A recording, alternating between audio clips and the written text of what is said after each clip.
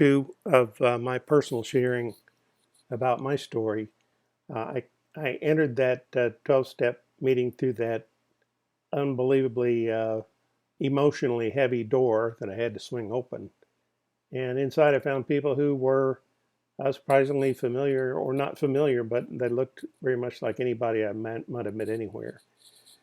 I sat down, and as they began to talk, they spoke with a just astounding honesty about their problems, which were not identical to mine, but were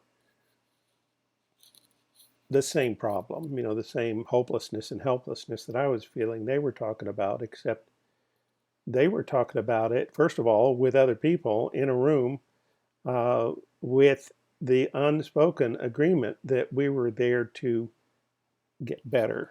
We were there not to just complain that I have a problem, but to work on a solution. And I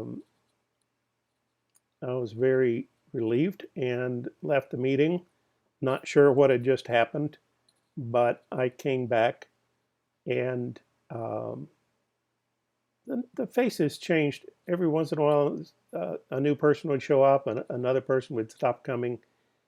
It was a mix of people, but bearing in mind in my first recording, I said my only other alternative was to end my life.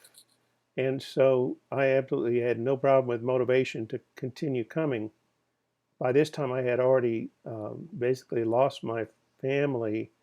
My wife had left, and it was just not looking good at all. But I realized in hindsight, the blessing was I didn't go to those meetings for anybody else.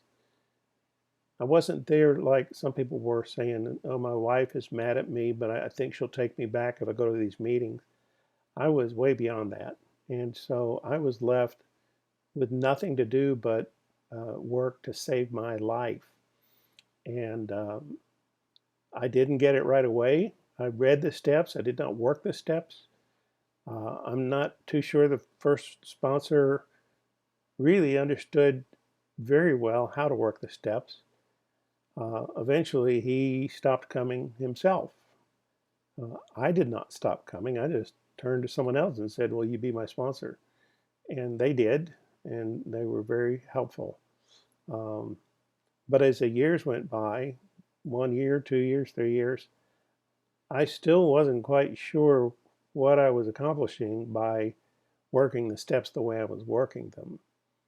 And eventually that sponsor stopped coming, and I began to realize I don't think anybody in this meeting knows really how to work the steps in a way that will achieve the solution that I thought we all agreed we were there to find. Eventually, I was the only person left in the room. I don't think I drove them off. I just think they ran out of patience uh, coming to a meeting that wasn't working, and I had no other choice. But I was coming to an empty room every night, and eventually I called someone else. I knew who was in the 12 steps, and they said, well, let me send you something that might be helpful. It's a recording of two long sober alcoholics named Joe and Charlie. And they kind of explained the 12 steps. And I said, no, don't send that. I really, I appreciate your offer, but I don't need that. And she said, well, I tell you what, I'm not going to use them. So I'm going to mail them to you. And if you don't want them, just throw them away.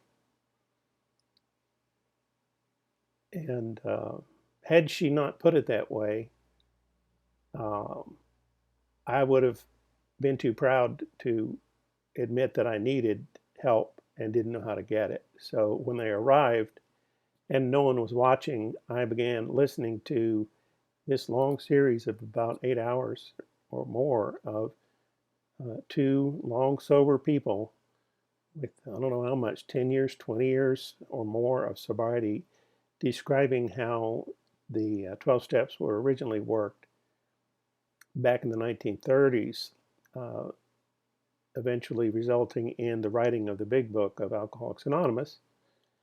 and eventually the writing of another book called The 12 and 12, 12 Steps and 12 Traditions. So for respect for the recording, I don't want to be cut off. I'm going to stop, and part 3 is coming up.